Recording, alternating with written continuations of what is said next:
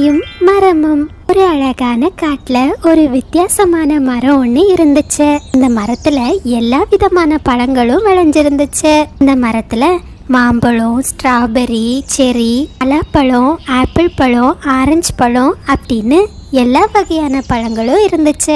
அந்த காட்டுல இருக்கிற பறவைகள் எல்லாம் அந்த மரத்தை ரொம்ப அதிகமா நேசிச்சாங்க.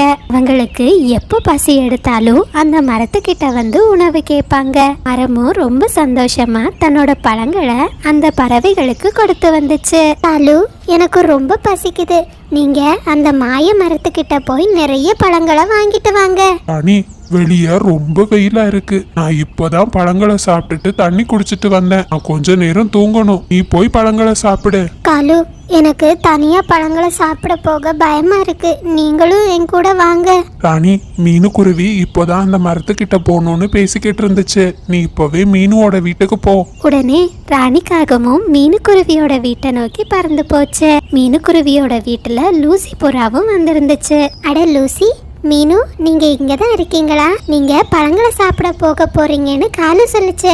ஆமா ராணி, நானும் லூசியும் பழங்களை சாப்பிட போகிறதுக்கு தான் தயாரா இருக்கோம். நீயும் எங்க கூட வா, நாம 3 பேரும் போய் அந்த பழங்களை சாப்பிட்டுட்டு வரலாம் அப்படின்னு பேசிக்கிட்ட பறவைகள் 3 பேரும் அந்த மரம் இருக்கிற இடத்த நோக்கி பறந்து போனாங்க. மந்திர மரமே, நீங்க இன்னைக்கு பாக்குறதுக்கு ரொம்ப அழகா இருக்கீங்க. எனக்கு வாழைப்பழமும் பெரிய பலாப்பழமும் கொடுங்க. மந்திர மரமே, எனக்கு நீங்க செரி பழமும் ஆப்பிள் பழமும் ஆரஞ்சு பழமும் கொடுங்க.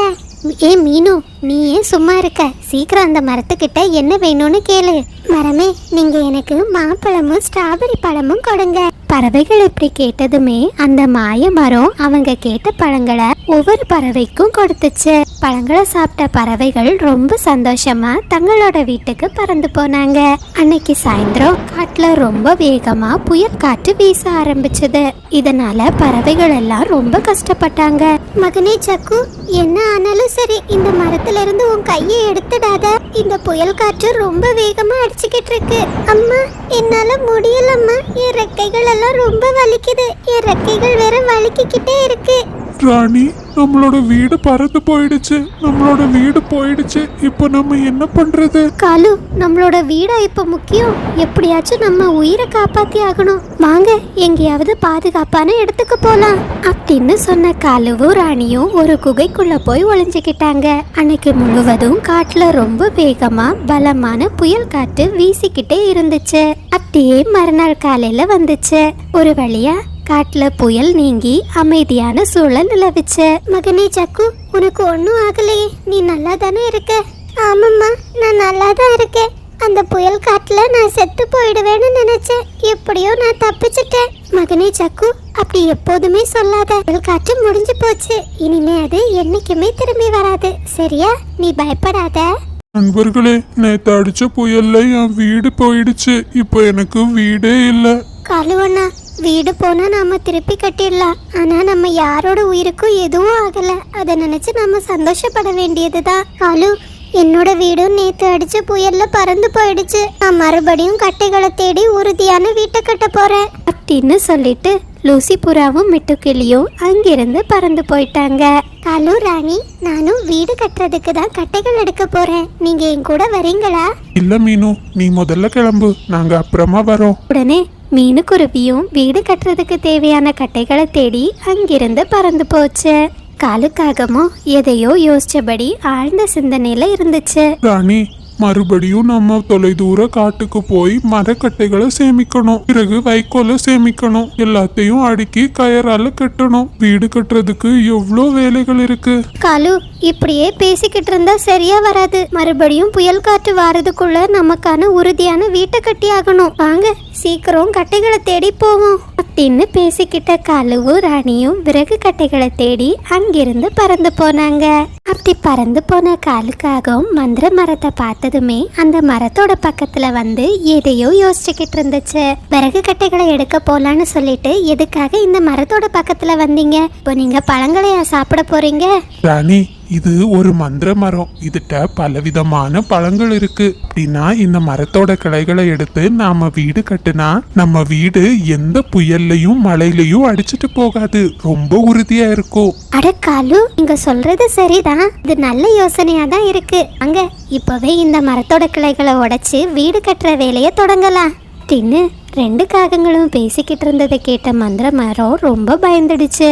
மகங்களே, வேண்டாம், தயவு செஞ்சு அப்படி செய்யாதீங்க. எனக்கு எந்த மந்திர சக்தியும் கிடையாது. நான் ரொம்ப வருடமா இந்த காட்டுல இருக்கேன். என்னால பலவிதமான பழங்களை மட்டும்தான் கொடுக்க முடியும். அலு, இந்த மரம் சொல்றத நம்பாதீங்க. இது பொய் சொல்லுது. கண்டிப்பா இந்த மரத்துக்கு மந்திர சக்தி இருக்கும். ராணி, நீ என்ன நம்பு. நான் ரொம்ப பழமையான மரம். நீங்க என்னோட கிளைகளை உடைச்சிட்டீங்கன்னா என்னால விதவிதமான பழங்களை கொடுக்க முடியாது. ஆனா காலுவும் ராணியும் அந்த மரம் சொல்றத நம்பவே இல்லை. 2 காகங்களும் அந்த மரத்துல இருந்து நிறைய கிளைகளை உடைச்சி கீழே போட்டாங்க. பிறகு அந்த கிளைகளை எடுத்துக்கிட்டு வீடு கட்டுறதுக்காக அங்கிருந்து பறந்து போனாங்க.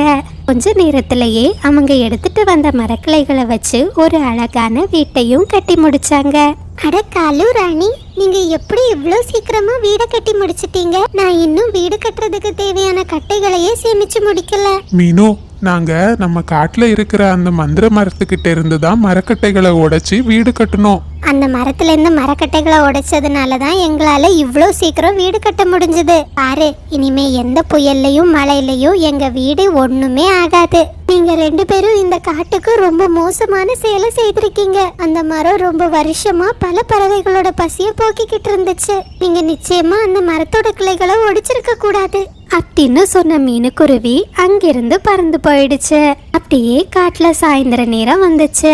மகனே சக்கு, சாயந்தர நேரம் ஆகிட்டு. நீ இன்னைக்கு முழுவதும் எனக்கு நிறைய உதவிகளை செய்திருக்க. நீ கொஞ்ச நேரம் இந்த மரத்துல படுத்து ஓய்வெடு. அம்மா ரொம்ப சீக்கிரமா வீடு கட்டி முடிச்சிடுறேன் அப்படின்னு சொன்ன மீனுக்குருவி ரொம்ப வேகமா வீடு கட்டுற வேலையை செய்துகிட்டு இருந்துச்சு. திடீர்னு காட்டுல வானிலை ரொம்ப மோசமா மாற ஆரம்பிச்சது. மறுபடியும் காட்டுல அதிக புயல் காற்று வீச ஆரம்பிச்சது. அட கடவுளே, இந்த புயல் மறுபடியும் வந்துடுச்சு. இப்ப நான் என்ன பண்றது? இன்னும் நான் என் வீட்டை கட்டி முடிக்கல. என் குழந்தைய கூட்டிட்டு நான் எங்க போறது அப்படின்னு சொன்ன மீனுக்குருவி வேகமா தான் குழந்தை ஜக்குவை கூட்டிக்கிட்டு காலுக்காகத்தோட வீட்டை நோக்கி பறந்து போச்சு. காலுவண்ணா, காலுவண்ணா, சீக்கிரம் உங்க வீட்டோட கதவை திறங்க. நானும் ஜக்குவும் வெளியே நிக்கிறோம். உடனே காலுவும் ராணியும் தங்களோட வீட்டின் கதவை திறந்து வெளியே வந்தாங்க. காலுவண்ணா, மறுபடியும் இந்த புயல் காற்று வந்துடுச்சு. புயல் நிக்கிறது வர நானும் என் குழந்தையும் உங்க வீட்லயே தங்கிக்கிறோம். மீனு, கொஞ்ச நேரத்துக்கு முன்னாடி நீ எங்க கிட்ட என்ன சொல்லிட்டு போன? நாங்க இந்த காட்டுக்கும் அந்த மரத்துக்கும் பெரிய கெடுதல் செய்துட்டோம்ல. எங்க வீட்டுல உனக்கு எந்த இடமும் கிடையாது. இங்க இருந்து ஓடி போயிடு அப்படின்னு சொன்ன காலுக்காகவும் வீட்டுக்குள்ள போய் கதவை சாத்திடுச்சு. கொஞ்ச நேரத்திலேயே கடுமையான புயல் காற்றோட காட்டுல மழையும் பெய்ய ஆரம்பிச்சது. குருவி, இந்த மழையில நீ இங்க என்ன பண்ற? சீக்கிரம் உன் வீட்டுக்கு போ. மந்திர மரமே, என் வீடு போன புயல் காற்றுல அடிச்சிட்டு போயிடுச்சு. நான் என் குழந்தைய வச்சுக்கிட்டு எங்க போறதுன்னே தெரியாம இருக்கு. குருவி, அந்த காகங்கள் என்னோட கிளைகளை எல்லாம் உடைச்சிட்டாங்க. இல்லைன்னா என் கிளைகளுக்குள்ளேயே உங்க 2 பேரையும் நான் மறைச்சு வச்சிருப்பேன். பிறகு கொஞ்ச நேரத்திலேயே அந்த மந்திர மரம் பழத்தாலான ஒரு வீட்டை வரவழைச்சது. உன் குழந்தைய கூட்டிக்கிட்டு இந்த பழ வீட்டுக்குள்ள போ. புயல் நிக்கிறது வர இந்த வீடு உனக்கு பாதுகாப்பா இருக்கும். மீனுக்குருவியும் தன் குழந்தைய கூட்டிக்கிட்டு அந்த ஸ்ட்ராபெரி வீட்டுக்குள்ள ரொம்ப பாதுகாப்பா இருந்துச்சு. அதே நேரத்துல கடுமையான புயலையும் மழையையும் எதிர்கொள்ள முடியாம காலுவோட வீடு உடைஞ்சு போச்சு. ஐயோ காலு, வீட்டோட கூரை என் தலை மேலேயே விழுந்துடுச்சு. எனக்கு ரொம்ப வலிக்குது. ராணி, நாம கஷ்டப்பட்டு வீடு கட்டினதெல்லாம் வீணா போச்சு. அந்த மரம் சொன்னதை நம்ம கேட்டிருக்கணும். அது உண்மையதான் சொல்லியிருக்கு அப்படின்னு பேசிக்கிட்டு காலுவும் ராணியும் அந்த மலை முழுவதும் நனைஞ்சபடியே புலம்பிக்கிட்டே இருந்தாங்க. அழகான காட்டோட நடுவுல மாமரமும் பப்பாளி மரமும் நின்னுச்சு. 2 மரங்களும் ஒருத்தருக்கொருத்தர் நல்ல நண்பர்களா இருந்தாங்க. 2 மரத்தோட நடுவுலயும் ஒரு சின்ன குளம் இருந்துச்சு. நண்பா, நம்ம ரெண்டு பேரோட பக்கத்துலயும் இந்த சின்ன குளம் இருக்கிறது எவ்வளவு நல்லதா போச்சு. இந்த தண்ணீர் இருக்கிறதுனால தான் நம்மளால சுவையான பழங்களை கொடுக்க முடியுது. ஆமா ஆமா, எல்லாம் நம்மளோட அதிர்ஷ்டம் தான். ஒவ்வொரு வருஷமும் கோடைக்காலம் வர நேரம் மழை மேகங்கள் இந்த குளத்தை வந்து நிரப்பிட்டு போயிடுவாங்க.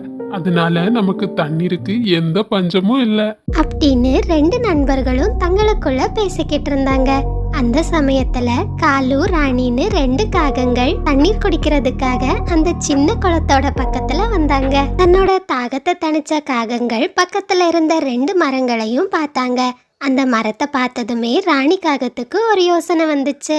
காலு, இங்க பாருங்க, இந்த இடம் ரொம்ப நல்லா இருக்குல்ல. தண்ணீருக்கு தண்ணீரும் இருக்கு, உணவுக்கு உணவும் இருக்கு. பேசாம நம்மளோட வீட்டை இந்த மரத்து மேலேயே கட்டினா என்ன? காட்டுல உணவுக்கு வேண்டி எங்கேயும் போகாண்டா, இங்கேயே தண்ணீரும் கிடைச்சிடும். என்ன சொல்றீங்க? ஆகா ராணி, நீ சொன்னதுலயே இதுதான் அருமையான யோசனை. ஆனா இந்த மரங்கள் அதுக்கு சம்மதிக்குமான்னு தெரியலையே. பேசுற மாதிரி பேசினா எல்லா மரங்களும் சம்மதிப்பாங்க. நீங்க என் கூட வந்து நின்னா மட்டும் போதும். இந்த மாதிரி தங்களுக்குள்ள பேசிக்கிட்ட காகங்கள் மாமரத்துக்கிட்ட வந்து பேச ஆரம்பிச்சாங்க. மாமரமே, நாங்க ரெண்டு பேரும் இந்த காட்டுக்கு புதுசு, பக்கத்து காட்டுல இருந்து வரோம். நீங்க உங்க மரத்து மேல எங்க வீட்டை அமைச்சிக்க சம்மதிப்பீங்களா அப்படின்னு ராணி காகம் கேட்டதுமே மாமரம் யோசிச்சுக்கிட்டு இருந்துச்சு. உடனே காலு காகம் சொல்லுச்சு. இங்க பாருங்க மாமரமே, நீங்க யோசிக்கிறத பார்த்தா எங்க மேல உங்களுக்கு நம்பிக்கை இல்லைன்னு நினைக்கிறேன். நீங்க சும்மா எல்லாம் உங்க மரத்து மேல எங்களை தங்க வைக்க வேண்டாம். உங்களுக்கு எப்போ எந்த உதவி வேண்டாம்னாலும் நாங்க ரெண்டு பேரும் செய்து தரோம். இது எல்லாத்தையும் கேட்டுக்கிட்டு இருந்த பப்பாளி மரம் மாமரத்துக்கிட்ட சொல்லுச்சு.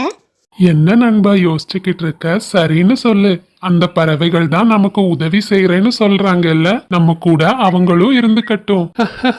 சரி பப்பாளி நண்பா, நீ சொல்லி நான் மாட்டேன்னு சொல்லுவேனா? சரி காகங்களே, நீங்க தாராளமா என் மேல வீடு கட்டி வாழலாம். எனக்கு எந்த பிரச்சனையும் இல்ல. ரொம்ப நன்றி மாமரமே. இப்போதே நாங்க குச்சிகளை எடுத்துட்டு வீடு கட்டுற வேலையை தொடங்குறோம் அப்படின்னு சொன்ன காகங்களும் வேக வேகமா காட்டுல கிடைக்கிற குச்சிகளை எல்லாம் எடுத்துட்டு வந்து அந்த மாமரத்துல வீடு கட்ட தொடங்குனாங்க. ரொம்ப சீக்கிரமாவே அந்த மாமரத்துல ஒரு சின்ன வீடையும் கட்டி வாழ ஆரம்பிச்சாங்க. ரெண்டு காகங்களும் மாமரத்துக்கு கூடயும் பப்பாளி மரத்துக்கு கூடயும் ரொம்ப சீக்கிரமாவே நண்பர்கள் ஆகிட்டாங்க. இதனாலேயே மாமரம் தினமும் தாங்கிட்ட இருக்கிற மாம்பழத்தை அந்த ரெண்டு காகங்களுக்கும் சாப்பிட கொடுக்கும். ரெண்டு காகங்களும் மாம்பழத்தை ரொம்ப சந்தோஷமா சாப்பிடுவாங்க. மற்ற நேரங்கள்ல காட்டுல சந்தோஷமா சுத்தி திரிவாங்க. நிறைய நேரம் மாமரத்துக்கு கூடயும் பப்பாளி மரத்துக்கு கூடயும் கதை பேசுவாங்க. இந்த மாதிரியே கொஞ்ச நாட்கள் கடந்து போய்கிட்டே இருந்துச்சு. ஒரு வழியா காட்டுல வசந்த காலம் முடிஞ்சு கோடை காலமும் வர ஆரம்பிச்சது. ரெண்டு காகங்களும் அந்த ரெண்டு மரத்துல இருந்த பழங்கள் மொத்தத்தையும் சாப்பிட்டு முடிச்சிட்டாங்க. நண்பா, உன்னால உணர முடியுதா? வழக்கத்தை விட இந்த கோடை காலத்துல வெப்பம் கொஞ்சம் அதிகமாவே இருக்கு. ஆமா ஆமா, நீ சரியாதான் சொல்ற. இந்த காக்கைகள் தான் பாவம், நம்ம கிட்ட இருக்கிற பழங்கள் எல்லாத்தையும் சாப்பிட்டுட்டாங்க. இப்போ உணவுக்காக ரொம்ப தூரம் அலைஞ்சுக்கிட்டு இருக்காங்க அப்படின்னு பேசிக்கிட்ட நண்பர்கள் அந்த ரெண்டு காக்கைகளையும் நினைச்சு ரொம்ப வருத்தப்பட்டாங்க. இந்த மாதிரியே ஒரு வாரம் கடந்து போயிடுச்சு. ஆனா காட்டுல நாளுக்கு நாள் வெப்பம் அதிகமாகிக்கிட்டே இருந்துச்சு. இதனால அந்த சின்ன குளத்துல இருந்த தண்ணீர் முழுவதுமா வத்தி போச்சு. தண்ணீர் இல்லாம அந்த ரெண்டு மரங்களும் ரொம்ப கஷ்டப்பட்டுச்சு. பப்பாளி நண்பா, எனக்கு ரொம்ப தண்ணி தாகமா இருக்கு. இன்னும் 2-3 நாட்கள் போனா நான் தண்ணீர் இல்லாமலேயே இறந்துடுவேன் போல இருக்கு. மழை மேகங்கள் ஏன் நம்ம காட்டுக்கு இன்னும் வரல? மழை மேகங்களுக்கு என்னாச்சுன்னு தெரியல. அட, நீ எதுக்கு நண்பா வீணா கவலைப்பட்டுக்கிட்டு இருக்க? அந்த காக்கைகள் தான் நமக்கு உதவி செய்யறேன்னு சொல்லி இருக்காங்கல்ல, அவங்க கிட்ட சொல்லி மழை மேகங்கள் எங்கன்னு பாத்துட்டு வர சொல்லுவோம். காக்கைகள் நிச்சயமா மழை மேகங்களை நம்ம காட்டுக்கு கூட்டிட்டு வருவாங்க அப்படின்னு அந்த ரெண்டு நண்பர்களும் பேசிக்கிட்டு இருந்த நேரம் காக்கைகள் தங்களோட வீட்டுக்கு வந்தாங்க. காக்கை நண்பர்களே, எங்களுக்கு உதவி செய்வீங்களா? இன்னும் 3 நாட்கள் நாங்க தண்ணீர் குடிக்கலைன்னா இறந்து போயிடுவோம். மழை மேகங்கள் நம்ம காட்டுக்கு ஏன் இன்னும் வரலன்னு தெரியல. நீங்க போய் மழை மேகங்கள் எங்கன்னு பாத்துட்டு வருவீங்களா? என்ன மாமரமே சொல்ற? நாங்க போய் கூப்பிட்டா மழை மேகங்கள் வருவாங்களா? கண்டிப்பா வருவாங்க. மழை மேகங்கள் எங்க நண்பர்கள் தான். அவங்க ஒவ்வொரு வருஷமும் வந்து இந்த குளத்தை நிரப்புவாங்க. இந்த வருஷம் ஏன் இன்னும் வரலன்னு தெரியல. நீங்க 2 பேரும் சீக்கிரமா போய் மழை மேகங்களை நம்ம காட்டுக்கு கூட்டிட்டு வாங்க. சரி பப்பாளி நண்பா, நண்பா, அந்த மலை மேகங்களை சாயந்தரத்துக்குள்ள நான் இங்க கூட்டிட்டு வரேன், சரியா? அப்படின்னு சொன்ன 2 காகங்களும் மலை மேகங்களை தேடி அங்கிருந்து கிளம்ப ஆரம்பிச்சாங்க. ரொம்ப தூரம் பறந்து போன காக்கைகளுக்கு தண்ணீர் தாகம் எடுத்துச்சு. ஒரு சின்ன குளத்தை பார்த்ததுமே தண்ணீர் குடிக்கிறதுக்காக கீழே போனாங்க. காலு, அங்க பாருங்க, ஒரு மாம்பழ மரம் இருக்கு. எனக்கு ரொம்ப பசிக்குது. மாம்பழம் சாப்பிட்டுட்டு மேகத்தை தேடலாம். ராணி, நாம எதுக்காக மேகத்தை தேடணும்? நமக்கு தான் இங்கேயே உணவும் தண்ணீரும் இருக்கே. இனிமே அந்த 2 மரங்களாலையும் நமக்கு எந்த பிரயோஜனமும் இல்ல. இந்த உணவையும் தண்ணீரையும் சாப்பிட்டுட்டு நாம இங்கேயே இனிமே இருக்கலாம். அதுவும் சரிதான் காலு. இந்த மரம் இல்லைன்னா இன்னொரு மரம். நமக்கு தேவையானது நமக்கு கிடைச்சா போதும் அப்படின்னு சொன்ன காகங்களோ பக்கத்துல இருந்த மாம்பழ மரத்துல இருந்து மாம்பழங்களை சாப்பிட ஆரம்பிச்சாங்க. கொஞ்ச நேரத்திலேயே அந்த சோம்பேறி காகங்கள் அந்த மாமரத்தோட நிழல்லையே படுத்து தூங்கிட்டாங்க. அப்படியே சாயந்தர நேரம் ஆயிடுச்சு. 2 மரங்களும் காகங்களோட வருகையை எதிர்பார்த்து காத்துக்கிட்டே இருந்தாங்க. நண்பா, நீ என்ன மன்னிச்சிடு. நம்மள அந்த காகங்கள் ஏமாத்திடுச்சுன்னு நினைக்கிறேன். இன்னும் அந்த காகங்களை காணல. அந்த சமயத்துல அந்த பக்கமா மீனுக்குருவி பறந்து போறத மாமரம் பார்த்துச்சு. நீ அழாத நண்பா, அங்க ஒரு பறவை பறந்துகிட்டு இருக்கு. அதுகிட்ட நம்ம உதவி கேட்கலாம். ஹே குருவி, தயவு செஞ்சு இங்க வா. எங்களுக்கு உன் உதவி தேவைப்படுது அப்படின்னு மாமரம் கூப்பிட்டதுமே மீனுக்குருவி மாமரத்தோட பக்கத்துல போச்சு. சொல்லுங்க மாமரமே, எதுக்காக என்ன கூப்பிட்டீங்க? நான் உங்களுக்கு என்ன உதவி செய்யணும்? குருவி, என் மேல காலு ராணின்னு 2 காகங்கள் கூடு கட்டி வாழ்ந்து வந்தாங்க. எனக்கு எந்த உதவி வேணும்னாலும் செய்து தரேன்னு சொன்னாங்க. வழக்கமா இந்த நேரத்துல நம்ம காட்டுக்கு வர மலை மேகங்கள் வரல. அவங்கள கூட்டிட்டு வரேன்னு போன காகங்களையும் இன்னும் காணல. அந்த காகங்களை பார்த்தா சீக்கிரம் மலை மேகத்தை கூட்டிட்டு வர சொல்றியா? சரி, நான் கண்டிப்பா சொல்றேன். ஆனா காகங்கள் கூப்பிட்டா மலை மேகங்கள் வருமா? கண்டிப்பா வரும் குருவி. நாங்க 2 பேரும் அந்த மலை மேகங்களுக்கு நண்பர்கள் தான். எங்க பேரை சொன்னா அந்த மலை மேகங்களுக்கு நல்லா தெரியும். நீயும் எங்களை ஏமாற்றிடாத. தயவு செஞ்சு மலை மேகங்களை கூட்டிட்டு வந்துரு. இல்லைன்னா நாங்க சாக வேண்டியதுதான். உடனே மீனுக்குருவி காகங்களை தேடுறதுக்காக அங்கிருந்து பறந்து போச்சு. காட்டுல ரொம்ப தூரம் பறந்து போன மீனுக்குருவி கடைசியா காகங்கள் இருக்கிற இடத்துக்கு போச்சு. காலு, ராணி, நீங்க எங்கேயா இருக்கீங்க? உங்களை அந்த 2 மரங்களும் தேடிக்கிட்டு இருக்காங்க. நீ எந்த மரங்களை பத்தி சொல்ற? எனக்கு ஒன்னும் புரியலையே. மாமரமும் பப்பாளி மரமும் அவங்க உங்க நண்பர்கள் தானே? உங்களை பார்க்க சொல்லிதான் என்ன அனுப்புனாங்க. அப்படியா? அப்படின்னு எங்களுக்கு யாரையுமே தெரியாதே. நாங்க ரொம்ப நாளா இந்த மரத்திலே தான் வாழ்ந்துகிட்டு இருக்கோம். நீ இங்க இருந்து போயிடு. தேவையில்லாம பேசிக்கிட்டு இருக்காத. இந்த மாதிரி காகங்கள் பொய் சொல்றத தெரிஞ்சுக்கிட்ட மீனுக்குருவி அந்த 2 மரங்களுக்கும் உதவணும்னு நினைச்சது. உடனே அது மலை மேகங்களை தேடி போச்சு. கொஞ்ச தூரத்திலேயே ஒரு அருவிக்கரை பக்கமா மலை மேகம் இருப்பத பார்த்துச்சு. மலை மேகமே, நீங்க என் கூட காட்டுக்கு வர முடியுமா? 2 மரங்களுக்கு உங்க உதவி தேவைப்படுது. சரி குருவி, நான் வரேன். நீ இப்ப எனக்கு ஒரே ஒரு உதவி மட்டும் செய்வியா? என்னோட மனைவி கடற்கரை பக்கமா ஓய்வெடுத்துக்கிட்டு இருக்கா. அவகிட்ட போய் இந்த விஷயத்த சொல்லு.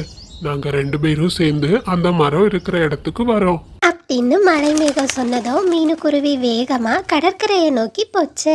கடற்கரை காட்டிலையும் மலை மேகங்கள் நிம்மதியா ஓய்வெடுத்துக்கிட்டு இருந்துச்சு. மலை மேகமே, 2 மரங்களுக்கு உங்க உதவி தேவைப்படுது. உங்க கணவர் உங்களை கூட்டிட்டு வர சொன்னாரு. என் கூட சீக்கிரம் வாங்க. என்ன, 2 மரங்களா? அம்மா குருவி, நீ எந்த காட்டுல இருந்து வர?